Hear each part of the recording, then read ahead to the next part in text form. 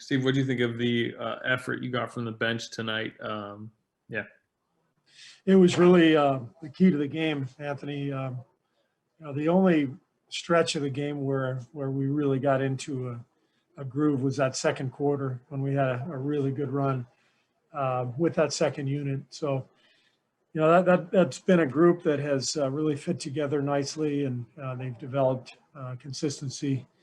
And it's a nice fit. Loon kind of anchors the defense, and Bays pressures the ball, and Juan obviously shot the ball well tonight, but does so much for us. And D. Lee and Jordan, provide outside shooting. So they were great, and they carried us. We knew it was going to be a grind out game just with the fatigue from the travel. So it was a really, really good effort to get the win. What is it about small ball that helps unlock Juan, especially? Well, Juan's a great passer and playmaker.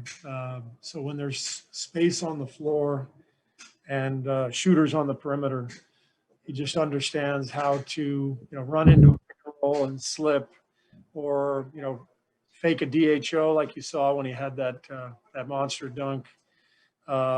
He's very clever. He really understands the game at a high level, and I think, when he's had consistent minutes for us this year, he's been great, but especially, as you mentioned, in smaller lineups, with Draymond at the 5, because we have so much spacing. News of the day was obviously James, getting the repair of the meniscus. What is your general takeaway from what you learned about his surgery? Well, obviously, very disappointed that, it wasn't, the more simple repair that would have kept him out a month or so. So this is a really tough blow for James, and I talked to him today, and he's in good spirits. He's always got a bright and sunny approach and attitude, but it's a tough blow,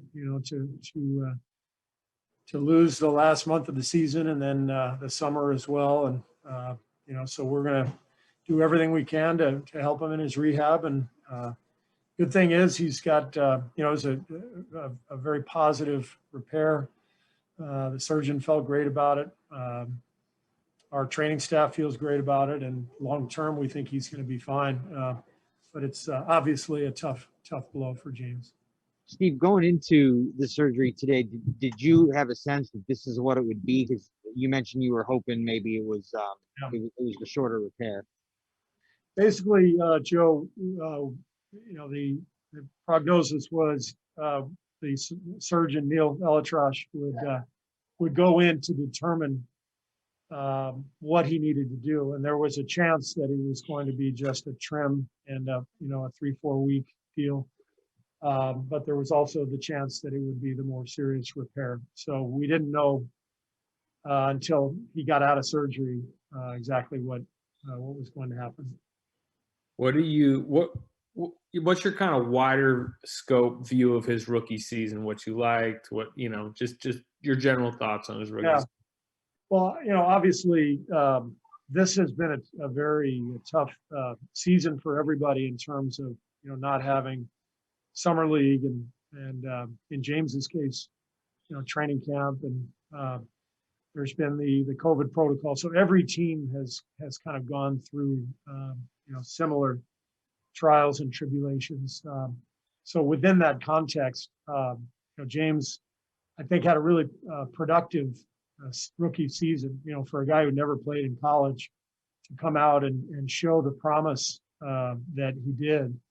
I think he's got a great future, but it's clear that he's very raw. That's obvious. And how could he not be, given his inexperience? So it's great that he got all this experience. It would have been better, obviously, if he could have gotten more and then a summer and all that, but he's got to play the hand that's dealt him, and he's been just a really rock solid student and patient, and he's really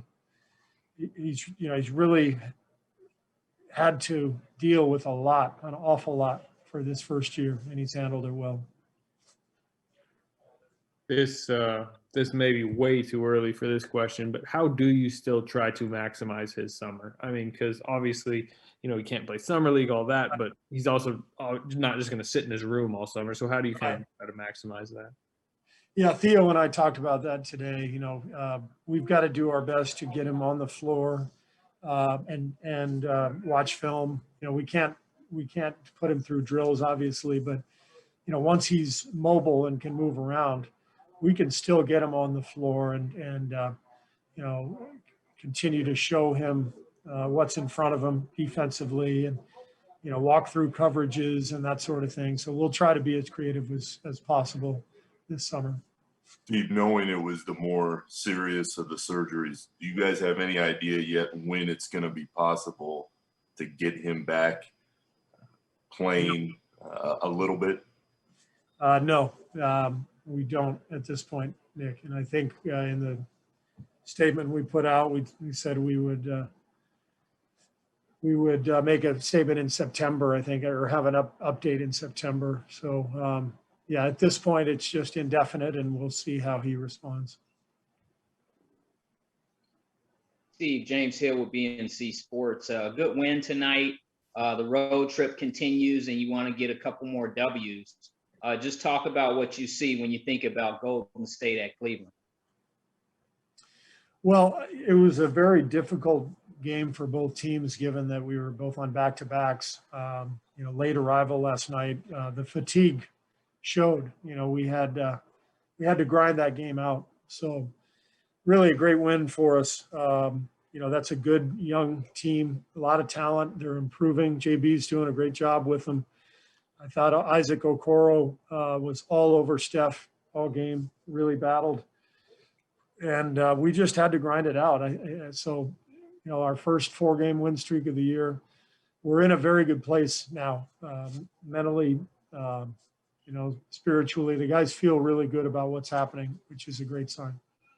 Steph continues to shoot the ball well, like he always does. Can you talk about, from a coach's standpoint, and you've been able to hit some three-pointers with Chicago and with teams you played for, but can you just talk about what you see Steph doing out there and going over 30 points every night?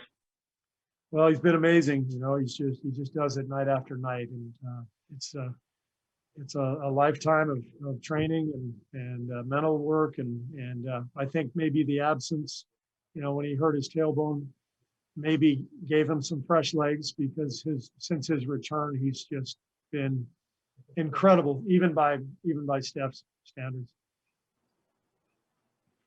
Hello, Coach. Steve, All right, let's go ahead. Last question for Monty, and I've got Andrew Wiggins in here. Steve, do you sometimes forget that Juan is a two-way guy? Yeah, he's not a two-way guy to me. He's